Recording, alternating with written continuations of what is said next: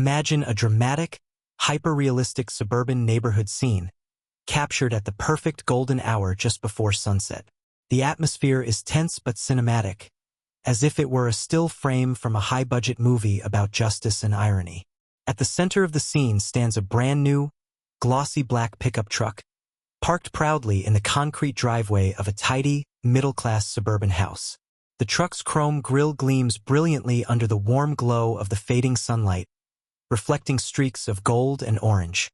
Its polished tires and spotless paint job make it look almost intimidating, a symbol of pride and ownership. Every detail of the vehicle should be sharp. Reflections in the windows, subtle metallic textures, and the faint glimmer of dust particles catching the light. Beside the truck, the chaotic figure of HOA Karen dominates the action. She is a middle-aged woman in her late 40s or early 50s, with short, messy blonde hair, overly sprayed with hairspray, giving her a stiff and stubborn look. Her expression is exaggeratedly angry, her face flushed red with frustration, and her mouth wide open mid-yell. She is wearing a slightly outdated floral blouse tucked into beige capri pants, paired with white slip-on shoes. Her entire posture radiates indignation and entitlement. In her hands just moments earlier was a massive, jangling ring of master keys, and now one police officer holds it up as evidence.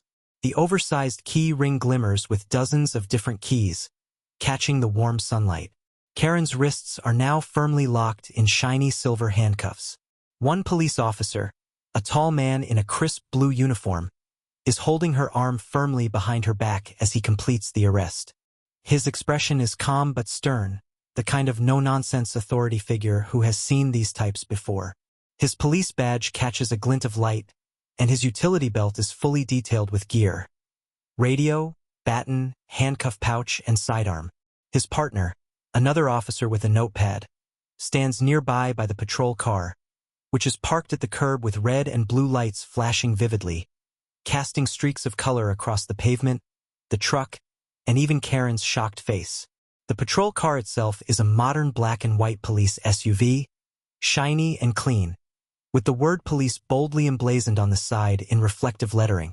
The lights atop it pulse dramatically, illuminating the street in alternating red and blue hues. The car's polished surface mirrors distorted reflections of the chaotic scene unfolding. On the porch of the house, the rightful truck owner stands with a look of calm satisfaction. He is a man in his mid-30s, dressed casually in jeans and a plain t-shirt, holding his smartphone up horizontally, recording the entire spectacle. His expression is almost amused, a subtle smirk on his face as he captures the downfall of his overbearing neighbor. His body language is relaxed, one hand in his pocket, showing confidence and control. Around the scene, the neighborhood itself plays an important role. The houses are neatly maintained, two-story suburban homes with trimmed lawns, garden beds, and white fences. Yet the air is filled with gossip and judgment. Several neighbors peek through their curtains with wide, curious eyes. A couple of residents stand on their porches or sidewalks, whispering to each other, some smirking, others filming discreetly on their own phones. The mix of curiosity, amusement, and quiet satisfaction in their faces adds to the storytelling. This isn't the first time Karen has caused trouble, but it might be the first time she's actually being held accountable. The sky is painted in warm tones of orange, pink, and gold, with long, dramatic shadows stretching across the street.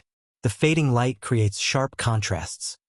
The glowing highlights on the chrome surfaces of the truck and police car, the dark silhouettes of trees swaying in the evening breeze, and the glow of porch lights flickering on as dusk approaches.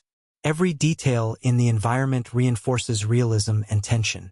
A fallen set of keys lies partly on the concrete driveway. The crack in the sidewalk runs diagonally, catching bits of the flashing police lights. The freshly watered lawn next to the driveway glistens, tiny droplets sparkling like diamonds. A garden gnome sits slightly tilted, almost as if watching the arrest. Even the texture of Karen's blouse, wrinkled from her wild struggling, is visible in crisp detail. The emotions of the moment are vividly clear. Karen's rage and humiliation are captured in her twisted expression and the stiff resistance of her body as the officer secures her hands. The calm authority of the police contrasts